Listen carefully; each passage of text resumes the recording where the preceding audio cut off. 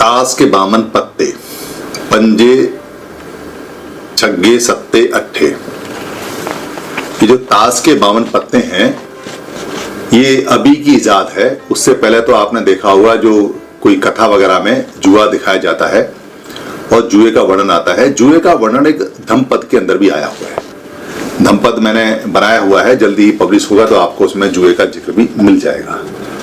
दरअसल जुआ है क्या, इसको समझ लें। जुआ जो लालच है उसको पूरे करने का एक माध्यम है। लालच जो होता है वो मार होती है, नेगेटिव एनर्जी होती है, आपको बर्बाद करने का एक तरीका होता है, आपकी मृत्यु का एक कारण होता है जिसको लालच बोलते हैं। और लालच को पूरा करने के लिए बहुत तरह के जुए बनाए गए हैं, गैम्बलिंग बनाई गई है। तो ऐसा ही एक जुआ है ताश के 52 पत्ते। अब बेसिकली जुआ होता क्या है? जुआ होता है कि जब आप बिना मेहनत के कोई चीज प्राप्त करना चाहें उसको जुआ बोलते हैं।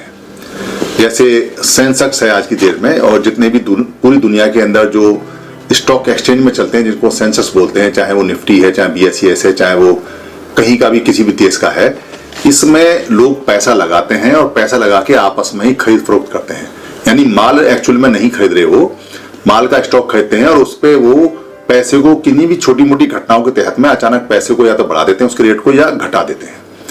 और बिना मेहनत किए लोग, बिना उसमें फैक्ट्री में काम किए, बिना इंडस्ट्री में काम किए, बिना कंपनी में काम किए, कंपनी में जो एम्प्लॉय होता है उसको तो मिलता है 50,000 रुपये महीना, और कंपनी के उस बिहार पे सेंसेक्स में जुआ खेलकर लोग 50 करोड़ भी कमा लेते हैं। ये बिना मेहनत का पैसा है।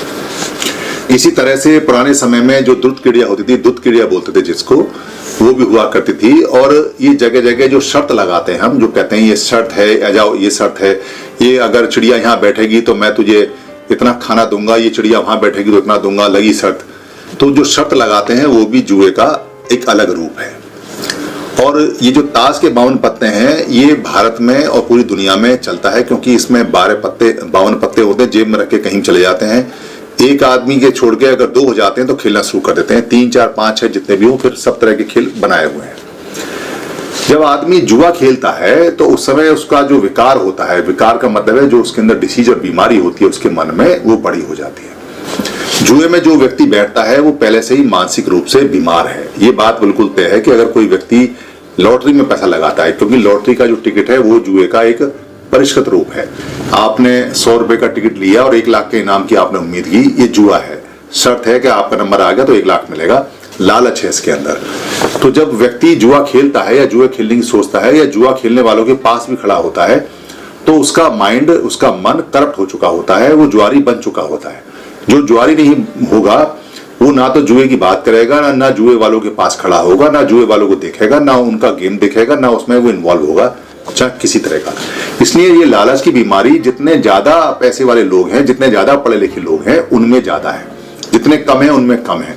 ये क्वांटिटी इस बात से डिपेंड करती है कि आप कितना बड़ा लालच लगा के जुआ खेलते हैं। अब जुए में दाव लगाने के लिए आपको कुछ चाहिए, यानी कि जब आप दाव लगाएंगे, टिकट खरीदेंगे तो कुछ पैसा चाहिए, सेंसेक्स में पैसा लगाने के लिए चाहिए, या वहां अगर ताश के पत्तों में जुआ लगाना है तो शर्त है कि ये पत्ते अगर आपके आएंगे तो आपको पैसा मिलेगा, वो पत्ते उधर जाएंगे तो आपको पैसा मिलेगा, जो पत्ते आपने चूज किए हैं, जो आपने तय किए हैं। तो दाव पे लगाने के लिए आपको पैसा चाहिए। वो पैसा आप घर में अपनी मेहनत का कहीं ना कहीं से लेके आएंगे। अब खेल सारा यहां से शुरू होता है, बुद्धिज्म यहां से आता है, क्योंकि जो भगवान बुद्ध ने बताया हुआ है कि मार कैसे काम करती है, तो मार इसमें लालच के रूप में काम करती है। अब आपको लालच आ गया और लालच ने आपके मन पे कब्जा कर लिया।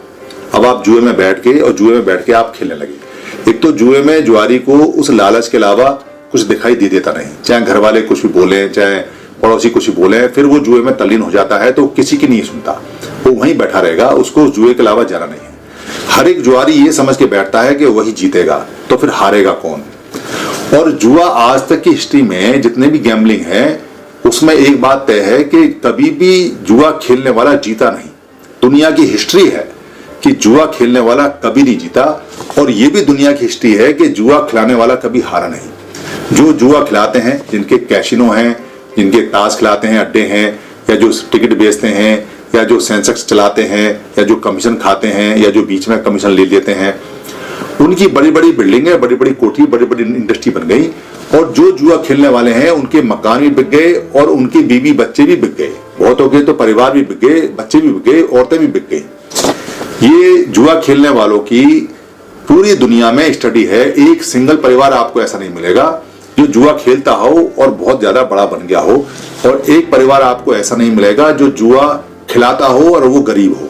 जुआ खिलाने वाला कभी जुआ नहीं खेलता, क्योंकि जुआ खिलाने वाले को ये पता है कि जुआ खेलने वाला कभी नहीं जीतेगा। ये फिनोमिना क्या है, इसको सीखें। आपने लॉटरी का टिकट लिया, लॉटरी के टिकट में 100 रुपए इकट्ठे हुए, 100 टिकट बिके, उसमें से इनाम जिसका निकलेगा उसको 90 मिलेंगे, तो खिलाने वाले को कितने मिलेंगे? 10 मिलेंगे। यानी किसी एक का नंबर आया 100 में से, उसको उसने 90 रुपए दे दिए, 10 रुपए उसने खुद ले लिए खिलाने के। तो अब जिनके 100 रुपए थे उनके पास 10 रह गए। अगली बार जब वो टिकट खरीदने आएंगे तो फिर वो अपनी जेब से 10 रुपए और मिलाएंगे, 10 रुपए मिला के फिर वो 100 टिकट खरीदेंगे, और जब टिकट का नंबर 1 आएगा तो जीतने वाले को फिर वो 90 रुपए दे देगा, 10 रुपए फिर ले जाएगा। ऐसे ही करते करते करते करते अगर वो 10 दिन तक लगातार 10-10 रुपए ले लेता रहा तो खिलाने वाले को 100 रुपए मिल गए, और जो 100 रुपए इकट्ठे कर रहे थे उनके 100 रुपए चले गए, यानी 10-10 करके उनके 100 रुपए चले गए। तो पैसा किसके पास आ गया? खिलाने वाले के पास। खेलने वाले के पास अपना घर बेच के और लेके आओ। ऐसे ही सेंसेक्स के अंदर होता है। सेंसेक्स के अंदर क्या होता है कि जिनकी मार्केट पिट जाती है वो अपना घर मकान बेच के उसमें पैसा लगाते हैं, ये सोच के कि मार्केट उठेगा। मगर इसमें जो बड़े खिलाड़ी, बड़े देश होते हैं, उन्हें पता रहता है कि मार्केट कब उठाना है, कब नहीं उठाना है। और इसमें जो गरीब लोग हैं उनके पैसे चले जाते हैं और वो 20 साल इंतजार करते रहते हैं कि कब उनकी मार्केट उठेगी, कब उनको पैसा मिलेगा। ऐसे ही जो जुआ खेलता है, जब जुआ खेलता है तो हर एक आदमी को लगता है कि वो जीतेगा, कोई ना कोई दाव आएगा। एक बार दाव आता भी है तो उसको लगता है वो जीत गया, और लालच में वो खेलता रहता है, आखिरकार वो हार जाता है। उनमें अगर 4 लोग जुआ खेलते हैं तो उनमें 3 हार जाते हैं, 1 जीत जाए।